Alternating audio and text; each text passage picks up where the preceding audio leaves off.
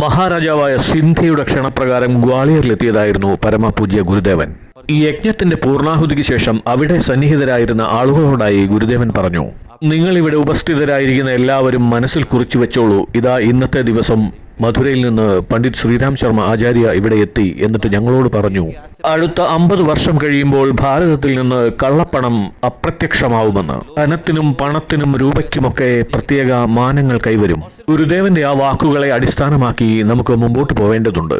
ഗുരുദേവൻ പറഞ്ഞു വെച്ചിരിക്കുന്നതൊക്കെ എന്താണെന്ന് നോക്കൂ. മഹാകാൽ ഓർ പ്രത്യാവർത്തൻ പ്രക്രിയയിൽ, ഗുരുവർ കി അമൃതവാണിയിൽ, വിപ്ലവാത്മകമായ മറ്റു സാഹിത്യകൃതികളിൽ 1988 ജനുവരിയിലെ അഖണ്ഡ ജ്യോതി കുണ്ടലിനി വിശേഷാൽ പതിപ്പിൽ, അങ്ങനെ ആയിരക്കണക്കിന് സ്ഥലങ്ങളിൽ ഗുരുദേവൻ സ്പഷ്ടതാപൂർവം വ്യക്തതയോടെ പറഞ്ഞിരിക്കുന്നത് കാണാം. നാളത്തെ ലോകത്ത് ധനമെന്നത് വ്യക്തിയാധിഷ്ഠിതമായിരിക്കില്ല, അത് സമൂഹത്തിൻ്റെതായിരിക്കും. നിങ്ങൾക്കത് തിരിച്ചു കൊടുക്കേണ്ടി വരും.